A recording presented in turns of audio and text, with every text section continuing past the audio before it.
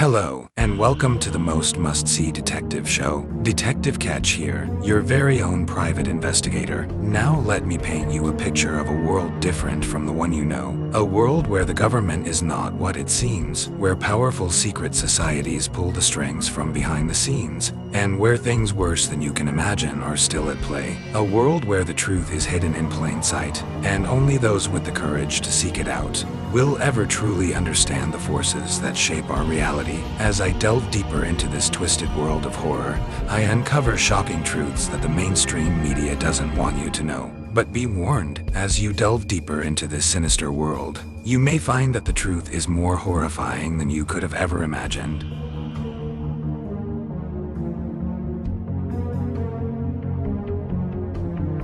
After the terrorist attacks of September 11, 2001, a Blue Ribbon Commission and congressional committees unanimously blamed the U.S. national security apparatus for failing to connect the dots of evidence that could have exposed Osama bin Laden's plot. This failure resulted in the failure to prevent further attacks. Less than 2 years after that, President George W. Bush initiated a disastrous war in Iraq on the basis of an even greater intelligence failure. This failure led to the CIA, the Pentagon, and other agencies effectively fabricating the evidence that the White House sought to justify invading a country that had not attacked, or even threatened to attack the United States. The author of the authoritative new book To Start a War, How the Bush Administration Took America into Iraq, Robert Draper, lays out in devastating detail the series of lies, mistakes, and misperceptions that were spread about Iraq's supposed weapons of mass destruction and alleged support for al-Qaeda. This is well-known history, but Draper mines newly declassified documents and tracks down CIA and defense officials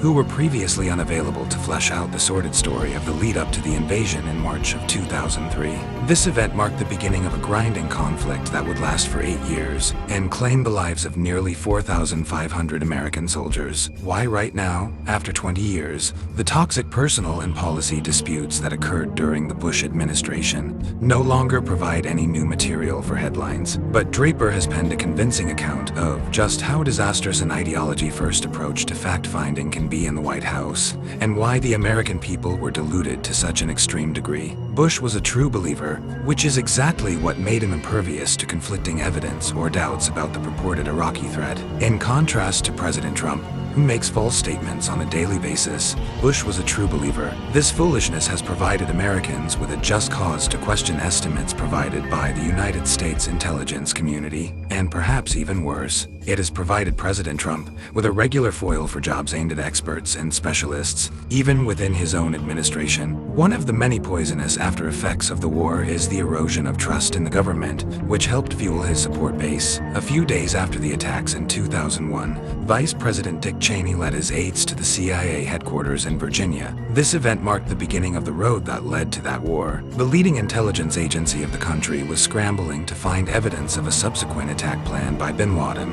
who was located in Afghanistan at the time. However, Cheney insisted that the CIA's primary focus should be on Iraqi dictator Saddam Hussein, despite the fact that the CIA briefer was convinced that there was no evidence of involvement on the part of Iraq in the attacks. As one later said, it was like asking, "Did Belgium do this?" Over the course of the following year, Cheney and other ideologues would continue to push their bogus theory, as well as increasingly dire, but equally false claims, that Hussein had secretly produced and stockpiled an arsenal of nuclear, biological, and chemical weapons. These claims would continue to be pushed by Cheney. President George W. Bush is pictured here with some of his most trusted advisors on the Iraq War, including Air Force 10, Richard Myers, Condoleezza Rice, Donald Rumsfeld, and Dick Cheney. The Pentagon established its own so-called intelligence job in order to provide Cheney and Bush with unsubstantiated reports, many of which originated from informants with questionable credibility. The CIA, under the direction of a submissive George Tenet,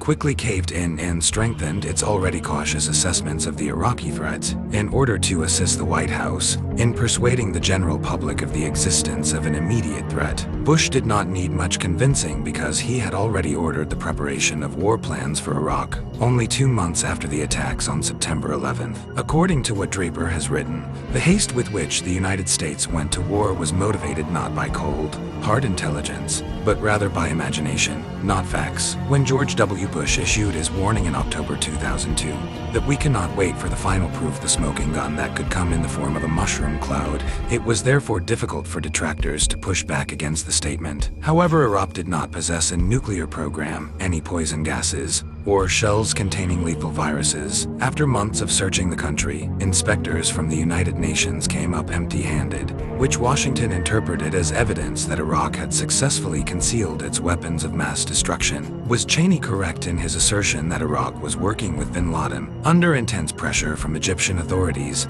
a member of Al-Qaeda made a confession that he had heard from an unnamed associate about the existence of such a link. The White House was satisfied with the coerced third-hand and uncorroborated claim, despite the fact that it was later determined to be false. A single-source report from an unnamed informant who told Czech intelligence that he was 70% sure that Mohammed Atta, one of the 9/11's hijackers, had met with an Iraqi diplomat in Prague in April 2001, was also accepted by the White House. This report was from a single source and did not name the informant. According to the records kept by the FBI, Atta was in the United States at the time of the alleged meeting, and the Iraqi diplomat was not present in Prague. However, in response to the White House's persistent questions about Atta's whereabouts, an exhausted CIA analyst could only reply tersely, "He's still dead." The collection of intelligence is a vast maw, and one former CIA official told Draper, "You can always find what you want somewhere." Despite the contradictory statements, unverified sightings, ambiguous imagery, and likely falsehoods, "You can always find what you want somewhere," the official said. This was especially true in regard to the supposed weapons of mass destruction that Hussein possessed, which was the ultimate justification for going to war. Warnings were disregarded, supportive evidence was only superficially examined, and careful analysis was disregarded. In the middle of 2002, the Pentagon sent a memo to Secretary of Defense Donald Rumsfeld, warning that U.S. intelligence on Iraq's weapons of mass destruction, WMD, programs was perhaps 90% incomplete. One example given in the memo is incomplete. He put the memo in his desk drawer. Laughably easy to disprove. The administration's claims that Iraq attempted to purchase yellowcake uranium from the African nation of Niger and be summed up as follows. A cursory search on Google revealed that the purported letter of agreement was nothing more than a hoax. However, the White House was not shaken by this development. Most notably, the CIA supported an Iraqi engineer with the codename Curveball, who informed German intelligence that Saddam could produce anthrax, smallpox, and other lethal biological agents on trucks. This event became known as the Curveball incident. It's no wonder that spies were unable to locate them. Curveball was not available for an interview with the CIA because the Germans believed he was unreliable and that there was no evidence to support the claims he made. However, his imagined mobile germ factories ended up becoming a pivotal part of the United States' paper-thin case for going to war. The CIA came to the conclusion that Curveball was a fabricator exactly 1 year after the invasion, confirming what the Germans had maintained since 2001. I should mention that Draper did an interview with me and references my book regarding the Curveball case. And so it continued. As the errors and deceit piled up, so did the optimistic forecasts that the Iraqis would welcome the coalition as liberators. Following the invasion of Iraq, a large number of intelligence agents from the United States searched the country for weapons of mass destruction,